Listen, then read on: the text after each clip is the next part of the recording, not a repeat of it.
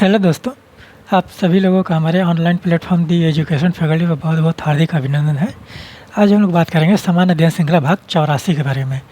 अगर हम भाग 84 के बारे में बात कर रहे हैं तो जाहिर सी बात है कि भाग 83 तक हम लोगों का पहले ही कंप्लीट हो चुका है। तो आप लोग इन जी श्रृंखलाओं का आनंद लीजिए, इससे नोट्स बनाते रहें, क्योंकि इन जी श्रृंखलाओं के जितने भी प्रश्न बनाए जाते हैं, जितने भी व्याख्याएँ की जाती हैं, वो आपको प्रत्येक एग्जाम में कहीं ना कहीं देखने को मिल जाएंगी। ठीक है, तो चलिए हम लोग बात करते हैं सामान्य अध्ययन श्रृंखला भाग 84 के पहले प्रश्न पर। आपका पहला प्रश्न है कि निम्न में से कौन सा प्रदेश सामी जनजाति के लिए प्रसिद्ध है? किसके लिए? सामी जनजाति के लिए। तो कौन सा प्रदेश है? अलास्का है, स्कैंडिनेविया है, या ग्रीनलैंड है, या आइसलैंड है? तो हम लोग देखेंगे कि सामी जनजाति जो है, यहाँ पर हम लिख देते हैं सामी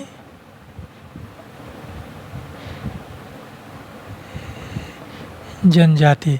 इसको लैप्स जनजाति भी बोलते हैं, लैप्स। और लैप्स के बारे में ही ज़्यादातर पूछा जाता है। ये तो स्कैंडिनेविया देश के में पाए जाते हैं, जिसमें कौन कौन से देश आते हैं? नॉर्वे आता है, ठीक है, नॉर्वे। और नॉर्वे का उत्तरी भाग आता है, ठीक है, नॉर्वे आता है, स्वीडन आता है, और ये सारी बातें नोट डाउन कर लीजिए। और फिनलैंड आता है, फिनलैंड। और फिर उसके बाद आप देखेंगे कि रूस का कोला प्रायद्वीप,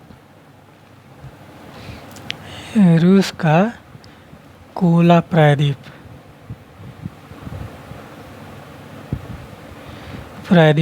आता है, ठीक है। तो इस तरह से आप लोग नोट डाउन करिए। अलास्का देखेंगे कि उत्तरी अमेरिका के पश्चिमी तट पर स्थित है, एकदम ऊपर रूस से सटा हुआ देश है। और रूस और अलास्का के बीच से आप देखेंगे कि बेरिंग जल संधि आती है, और वहीं से अंतर्राष्ट्रीय तिथि रेखा 180 डिग्री आती है, ठीक है। ग्रीनलैंड विश्व का सबसे बड़ा प्रायद्वीप है। और आइसलैंड आप देखेंगे कि एकदम छोटा देश है। अब ब्रिटेन के ऊपर आप देखेंगे कि नॉर्वे के बगल में है, ठीक है।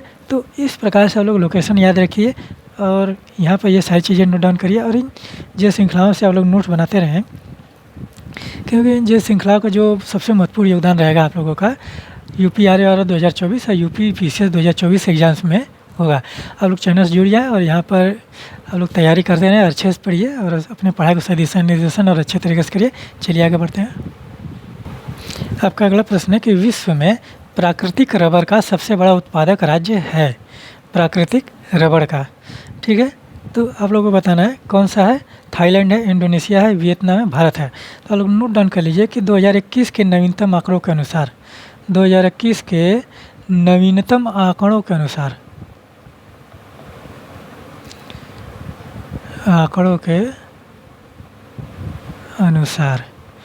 ठीक है, कौन कौन से हैं? पहले नंबर पर आता है थाईलैंड,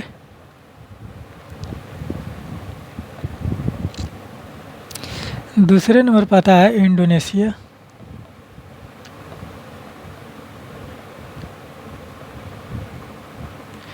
और तीसरे नंबर पर आता है वियतनाम,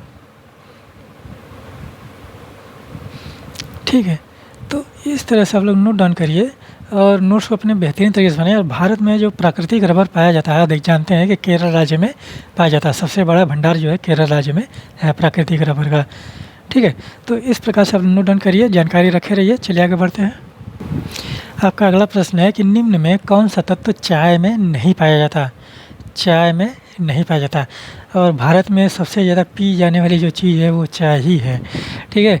और क्योंकि चाय हर लोग पीता है भारत में, बहुत ना कोई ऐसा ही व्यक्ति होगा जो चाय नहीं पीता होगा भारत में। तो आप लोग इस तरह से नोट डाउन करिए कि चाय में कौन कौन से तत्व पाए जाते हैं। तो हम यहाँ लिखते हैं चाय, ठीक है। तो इसमें से कौन से तत्व नहीं पाए जाते हैं वो आपको बताना है। तो आप लोग ये नोट डाउन करिए कौन से पाए जाते हैं।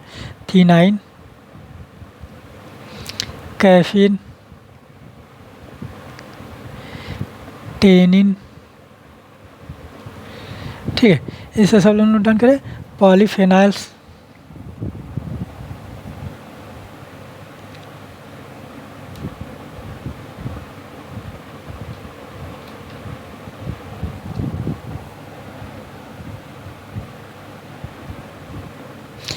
ठीक है। फिर इसके बाद थियोब्रोमाइन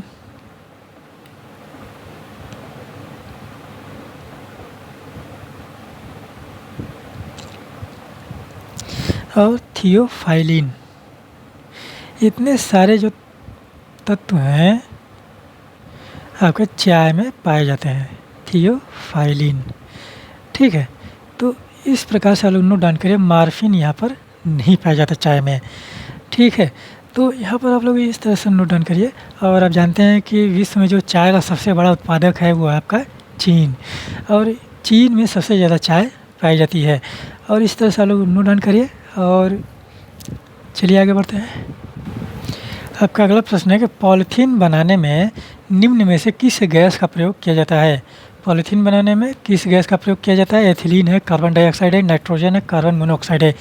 इस प्रकार के प्रश्न जो हैं आप लोगों से स्ट्रेट फॉरवर्ड डायरेक्ट प्रश्न पूछ लिए जाते हैं। वनडे एग्जाम्स में तो ये प्रश्न, इस तरह के प्रश्न फेवरेट होते हैं, लेकिन आर के लिए बहुत ही ज़्यादा मस्ट हो जाते हैं। तो आप लोग ये सारी चीज़ें नोट डाउन करिए और आप लोग जानकारी रखिए कि ये जनरल साइंस के प्रश्न है। इस बस बेसिक जानकारी आप लोग रखे रहिए कि किस गैस का प्रयोग किया जाता है। एथिलीन गैस का प्रयोग किया जाता है। ठीक है, तो इस तरह से आप लोग नोट डाउन करिए। चलिए आगे बढ़ते हैं। आपका अगला प्रश्न है कि सिलिकोसिस एक है गुर्दा संबंधी बीमारी, यकृत संबंधी बीमारी, फेफड़े संबंधी बीमारी या अव्यवस्थित तंत्रिका। ठीक है, तो इसमें आप लोगों को बताना है कि सिलिकोसिस क्या है। एक प्रकार का रोग है और यह सिलिकोसिस से आप देखेंगे कि मनुष्य के जो फेफड़ा होता है वो प्रभावित होता है। यानी कि सिलिकोसिस एक आप देखेंगे कि फेफड़े संबंधी बीमारी होती है जिसमें सांस लेने में प्रॉब्लम होती है। ठीक है, तो इस प्रकार से आप लोग नोट डाउन करिए और नोट्स को बेहतरीन तरीके से बनाइए। चलिए आगे बढ़ते हैं। आपका अगला प्रश्न है कि एंटीबायोटिक्स अधिकांशतः पाए जाते हैं। एंटीबायोटिक्स और एंटीबायोटिक्स क्या होते हैं? रोग प्रतिरोधक क्षमता प्रदान करने वाले पदार्थ होते हैं। तो यहाँ पर आप लोगों को बताना है कि एंटीबायोटिक्स कहाँ पाए जाते हैं सबसे ज़्यादा, कि अधिकांशतः पाए जाते हैं आपके जीवाणुओं में, यानी कि बैक्टीरिया में। ठीक है, तो जनरल साइंस के प्रश्न से आप लोगों को बस सिर्फ बेसिक नॉलेज रखनी है, तो आप लोग नोट डाउन करिए। चलिए आगे बढ़ते हैं। आपका अगला प्रश्न है कि अंतर्राष्ट्रीय मुद्रा कोष के ऋणों का उपयोग निम्न में से किस उद्देश्य के लिए किया जा सकता है। ठीक है, अंतर्राष्ट्रीय मुद्रा कोष, तो इसको इंटरनेशनल मॉनेटरी फंड भी बोला जाता है, IMF भी बोला जाता है। तो आप लोगों को बताना है कि अंतर्राष्ट्रीय मुद्रा कोष से जो लोन लिया जाता है, जो ऋण लिया जाता है, उसका उपयोग हम किस लिए कर सकते हैं और या हम किस उद्देश्य से उसको ले सकते हैं। और एक ऐसा पॉलिसी बनाया गया है कि हम जब तक उद्देश्य नहीं बताएंगे तब तक हम लोगों को ऋण नहीं मिलने वाला। ठीक है, तो वही पूछा जा रहा है कि अंतर्राष्ट्रीय मुद्रा कोष के ऋणों का उपयोग हम निम्न में से किस उद्देश्य के लिए किया जा सकता है। आर्थिक विकास हेतु परियोजना के लिए, भुगतान संतुलन में अस्थायी कमी को पूरा करने के लिए, केंद्रीय बैंकों के स्वर्ण कोषों को बढ़ाने हेतु, औद्योगिक विकास के लिए, पूंजी निर्माण हेतु। तो आप लोगों को बताना कि कौन सा ऐसा ऑप्शन है जो आप अंतर्राष्ट्रीय मुद्रा कोष के लिए सबसे संबंधित है। तो देखेंगे कि भुगतान संतुलन। ठीक है, भुगतान संतुलन में अस्थायी कमी को पूरा करने के लिए अंतर्राष्ट्रीय मुद्रा कोष से हम लोन ले सकते हैं। और ऐसा कौन से देश लेते हैं लोन, जो है इस प्रकार के कौन से देश लेते हैं? जो विकासशील देश हैं। ठीक है, तो विकासशील देशों को अंतर्राष्ट्रीय मुद्रा कोष ऋण देती है कि उनका जो भुगतान संतुलन है देश का वो बना रहे। ठीक है, तो इस प्रकार से आप लोग नोट डाउन करिए और इसको समझते रहिए क्योंकि ये समझने वाली चीज़ें हैं। तो चलिए हम लोग आगे बढ़ते हैं। आपका अगला प्रश्न है कि निम्न में कौन सा देश सार्क संगठन का सदस्य नहीं है। किस संगठन का? सार्क संगठन का सदस्य नहीं है। और सार्क को क्या बोला जाता है? दक्षेस भी बोला जाता है। ठीक है, यहाँ पर हम लिखते हैं सार्क, इसको सार्क हो गया। और इसका जो फुल फॉर्म होता है south Asia association regional corporation. ठीक है, तो south Asia association regional corporation का जो मुख्यालय है, देखेंगे कि मुख्यालय कहाँ है? नेपाल के काठमांडू में है। काठमांडू, तो नेपाल तो पहले ही हो गया। ठीक है, तो काठमांडू में है। और आप देखेंगे कि इसका जो गठन हुआ, ठीक है, गठन कब हुआ था? तो गठन हुआ था, देखेंगे कि 8 दिसंबर 1985। 8 दिसंबर 1985 को इसका गठन हुआ था। और इसके सदस्य कौन कौन से हैं हम यहाँ पर लिख देते हैं सदस्य। ठीक है, सदस्य देश लिख लेंगे तो आप लोगों को आसानी रहेगी, क्योंकि सार्क से बहुत ही ज़्यादा प्रश्न बनते हैं। और जितने भी संगठन बनाए गए हैं उनको आप लोग याद रख लीजिए कब गठन किया गया और कौन कौन से देश हैं। ठीक है, तो जो सदस्य देश हैं देखेंगे कि भारत है, पाकिस्तान है, नेपाल है, फिर उसके बाद श्रीलंका है, मालदीव है, बांग्लादेश,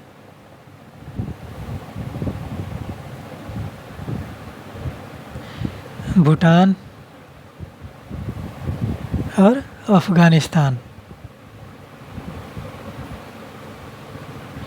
ठीक है, तो इतने देश जो हैं आपके सार्क समूह में हैं, यानी कि कंबोडिया जो है इनके समूह में नहीं आता है।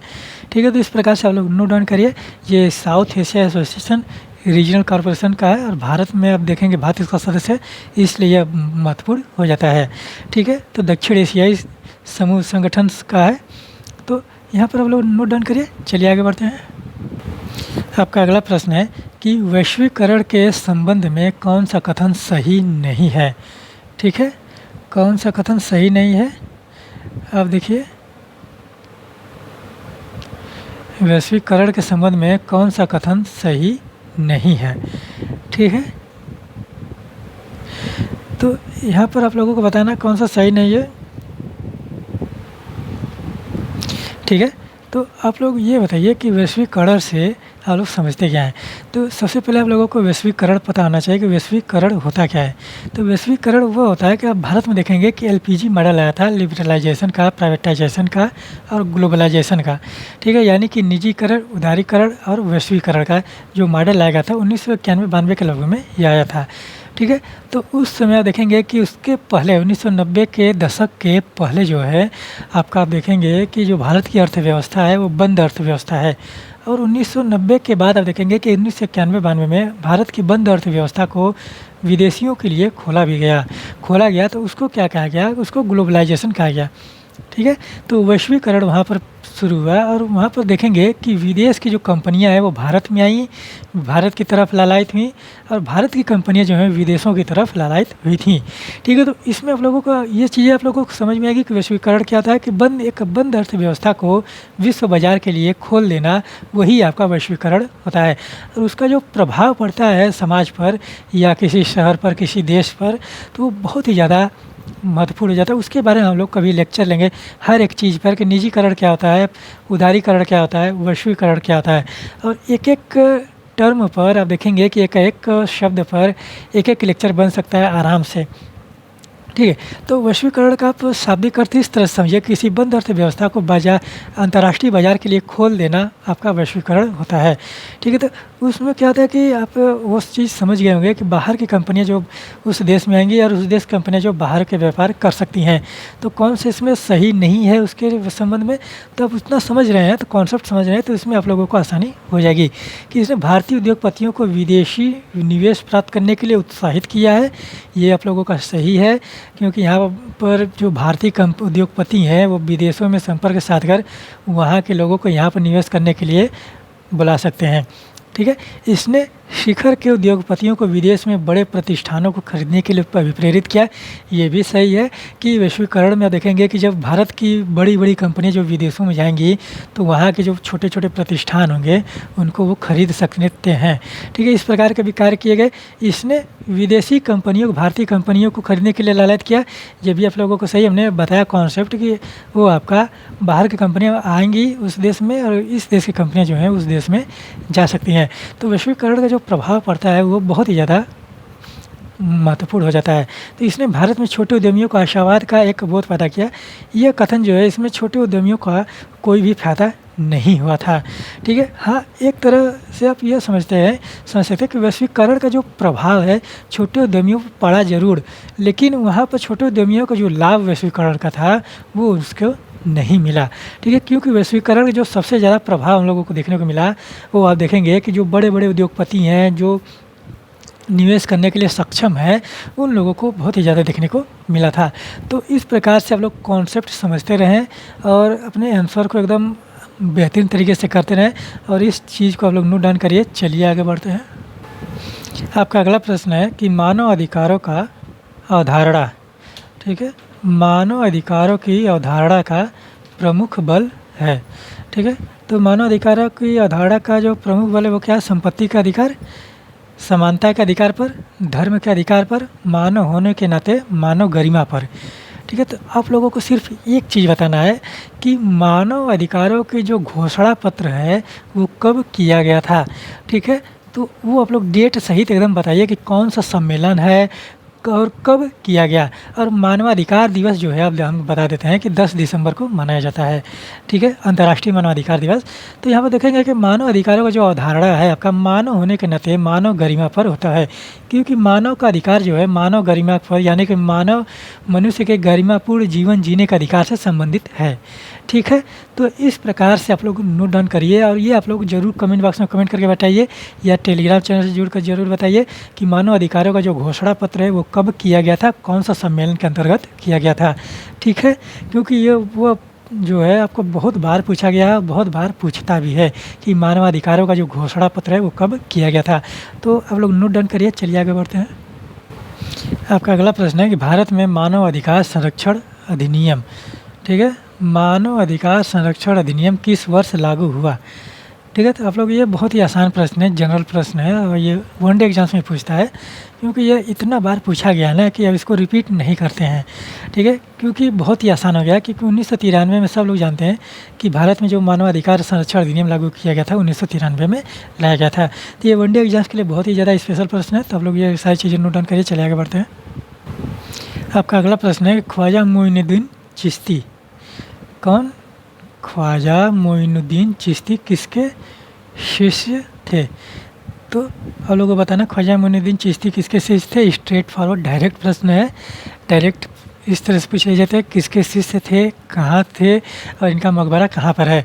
तो ख्वाजा मोइनुद्दीन चिश्ती जो है आप देखेंगे कि ख्वाजा उस्मान हारूनी के शिष्य हैं, ख्वाजा उस्मान हारूनी के शिष्य हैं और इन्होंने भारत में चिश्ती सिलसिला का प्रारंभ किया था। चिश्ती सिलसिला का प्रारंभ 19 से माना जाता है ख्वाजा मोइनुद्दीन चिश्ती से, ठीक है। तो आप लोग इसको नोट डाउन करिए। आप जानते हैं कि ख्वाजा मोइनुद्दीन चिश्ती का जो दरगाह है आप देखेंगे कि यह है आपका अजमेर में, ठीक है, अजमेर में है। तो आप लोग इस तरह से नोट डाउन करिए। चलिए आगे बढ़ते हैं। आपका अगला प्रश्न है कि निम्न में से कौन सा संत चिश्ती सिलसिला से संबद्ध नहीं है? चिश्ती सिलसिला से संबद्ध नहीं है, कौन सा है?